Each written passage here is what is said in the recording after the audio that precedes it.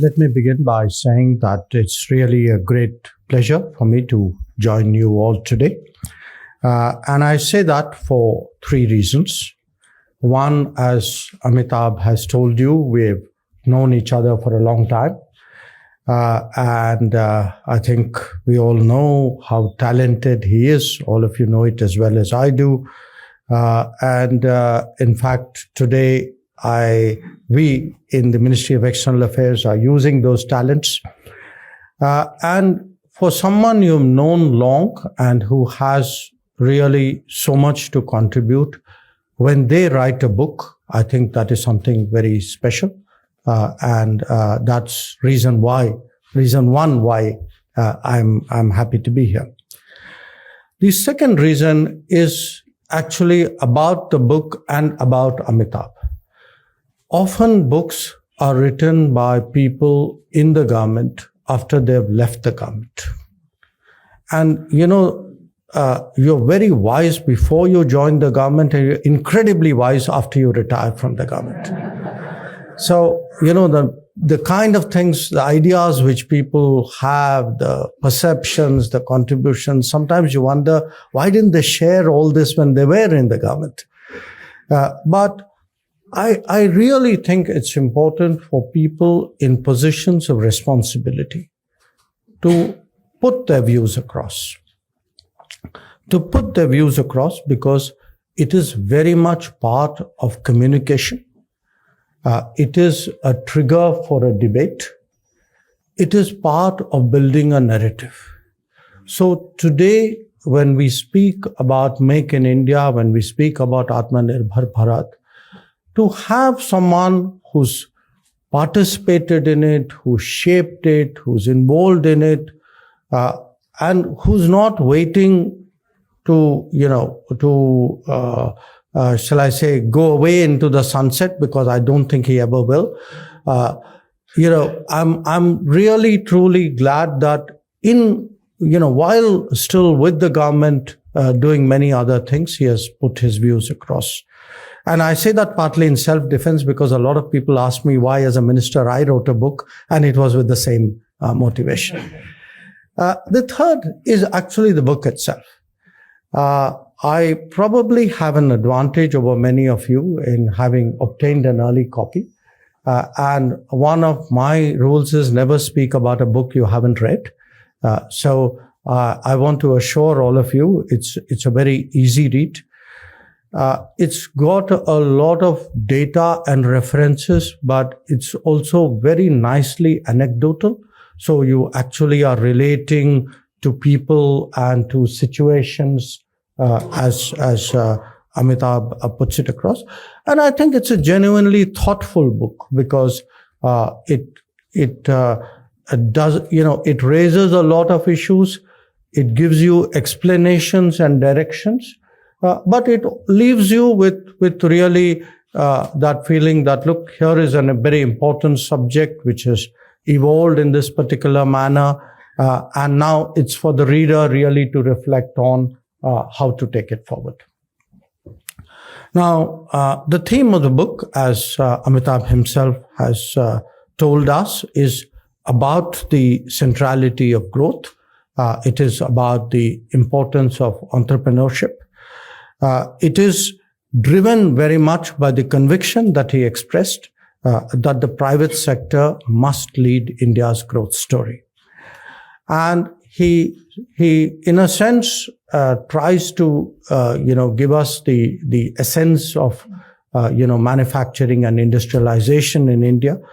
And he takes the book really to a set of interesting propositions about global value chains, about the startup ecosystem with which he's so closely associated, and with the idea of climate actually as a business opportunity, not as a constraint or restraint on our growth prospects.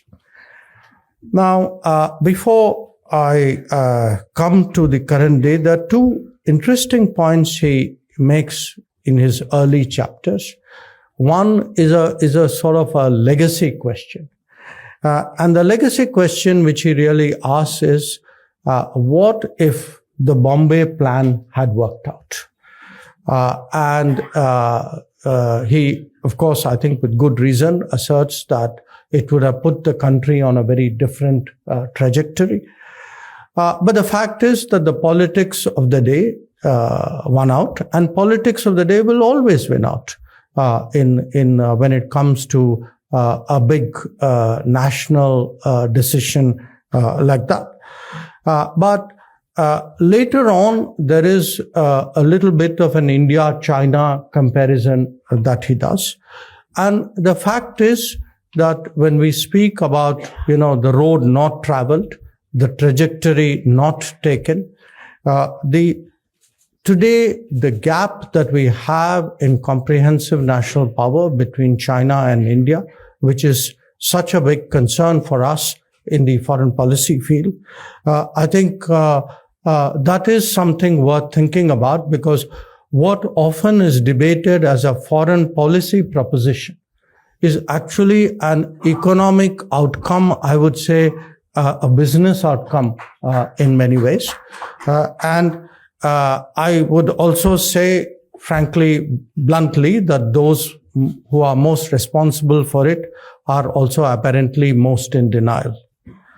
So having got that off my chest, let me come to the second proposition which he raises. And this is the post-1991 paradox. The post-1991 paradox, I thought Amitabh has summed up very neatly in the proposition of the duality of how we progressed, where you had wide-ranging reforms, to quote him, in some areas, and you had the vestiges of the past also continuing in many areas. And therefore, he says we move forward at two speeds. And I think that's something, we all knew intuitively. He's, in a sense, verbalized that. But it is, to me, still today, the challenge that the country faces, which is, instead of, shall I say, being complacent about the reforms which were done, perhaps we should have given and still keep giving more thought to the reforms which were not done and which remain to be done. And how do we, in a sense, go beyond this two-speed situation and come to something which is far more inclusive, far more unified, and far more impactful in terms of the outcome it produces. Now, there's also a third point of the pre-2014 era, which I think is worth flagging, particularly when I see all of, who all are in the room. And this is the compulsions, or I'd say the attractions and the impact of outward investments by Indian enterprises. Because Amitabh points out that they have, in effect, created subsidiaries in global markets. And the point struck me because, as someone today who travels in what are considered relatively distant parts of the world and sees how strongly Indian business is establishing its footprint, and you start seeing the outlines of where we would be at the end of the decade, or perhaps into the next decade. And this outward experience, I believe, will serve us very well when it comes to offering services, taking manufacturing abroad, or in sourcing resources. And I think all those are really prospects that the Indian economy will have to address sooner rather than later.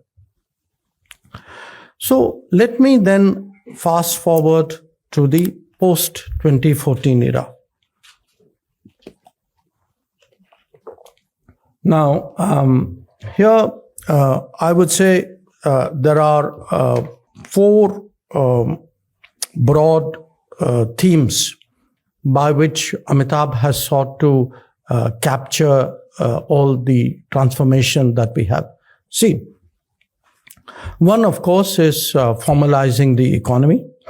And he particularly, rightly, highlights the GST as a landmark reform in that regard. The second is something in which he has had a particular contribution to make, and that is improving our ease of doing business. And again, here, from the perspective of someone in the diplomatic world, I would say it was probably the biggest burden that we carried in diplomacy. That there wouldn't be an ambassador, Indian ambassador in the world, who wouldn't have had at some point to explain in the country where he was why we were such a difficult country to do business. And that change today, I would say, if I were to list a few factors which has really raised our global stature in the last decade, I would certainly put the improved ease of doing business as one of them. The third one is the digital delivery.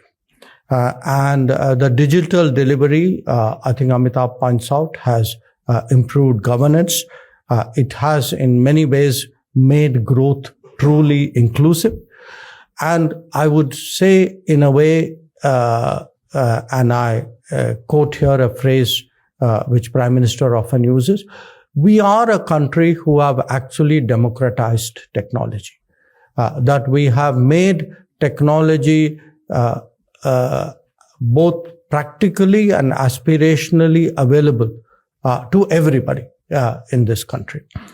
And finally, the fourth theme which he writes about is the grassroots change, and particularly in the aspirational district, and my own MP Lads district in Gujarat is an aspirational district, and I have seen even in the space of the last 4 years how much of a change there has been as a result of that kind of focus. So when I look at the post-2014 era, I think for me this formalization, the ease of doing business, the digitalization, and the grassroots delivery, I think these have really been the game changers.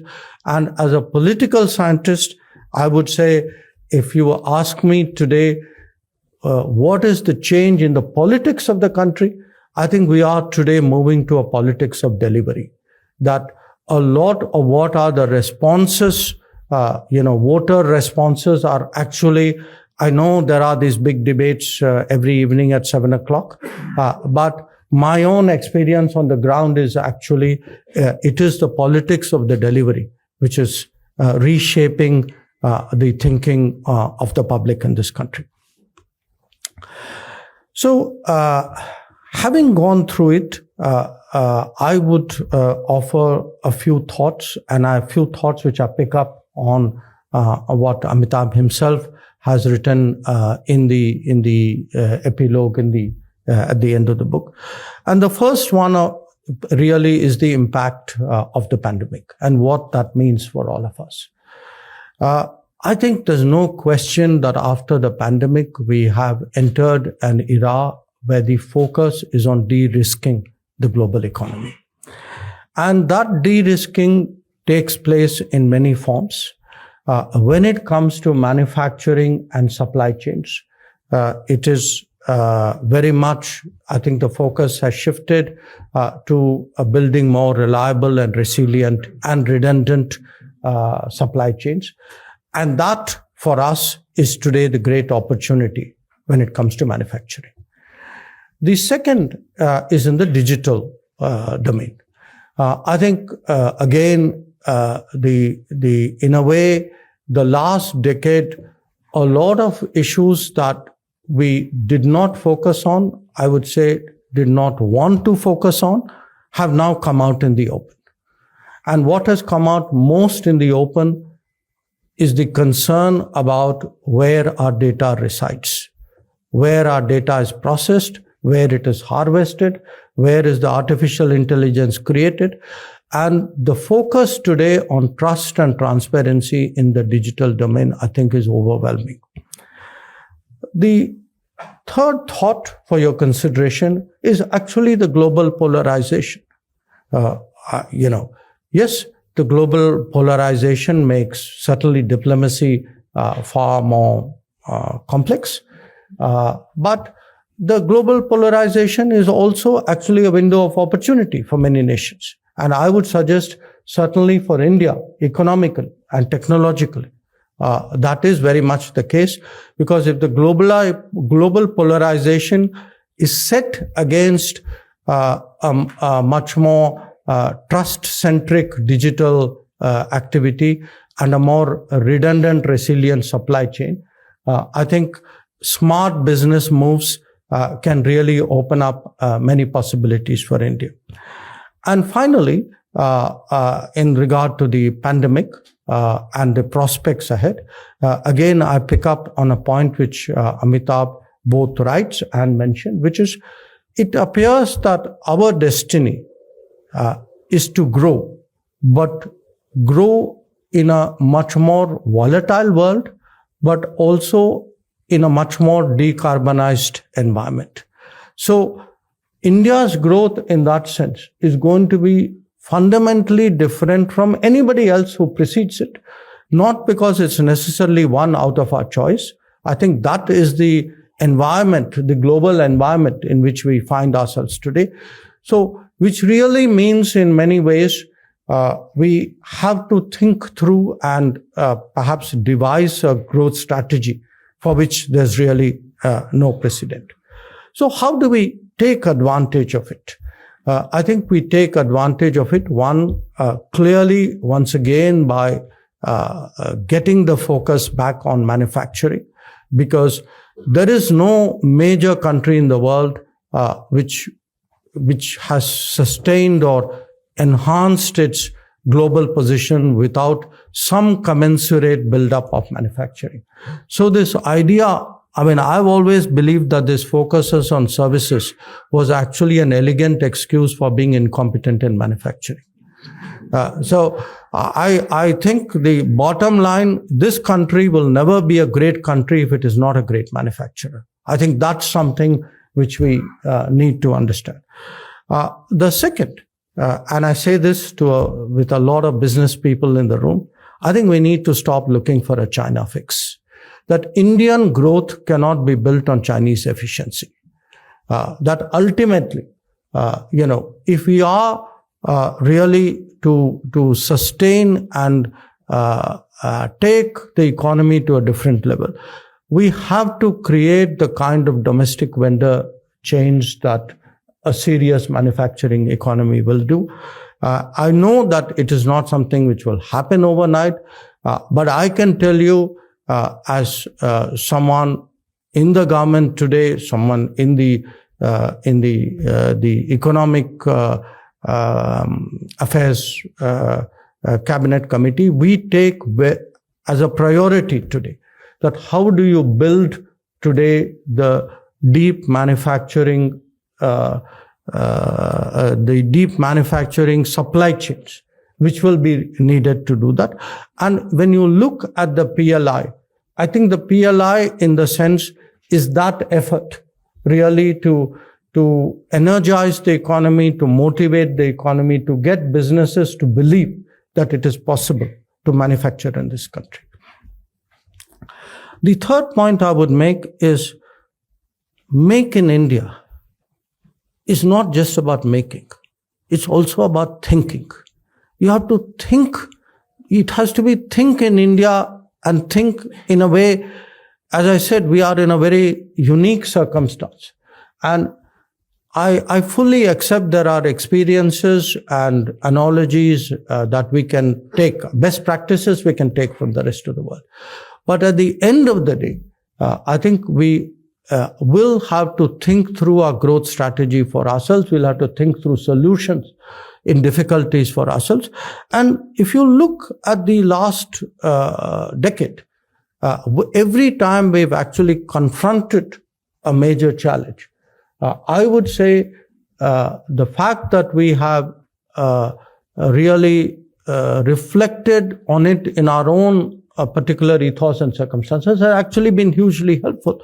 And I would cite the COVID experience. I mean, at the time of COVID, other than the great, health advice we got from the rest of the world, we also got a lot of advice on how to economically handle the COVID. And honestly, I would say I'm so glad we didn't listen to much of it. So I think, how do you come up, with your own solutions? I think that is something which is important. I cite COVID, but I would say, in a way, it is even applies to our relationship with the world. That, in the name of opening the economy and globalizing, we should not end up as deindustrializing this country. We should not allow level playing field in this country for others who subsidize their production. That's not level playing field. That is economic suicide.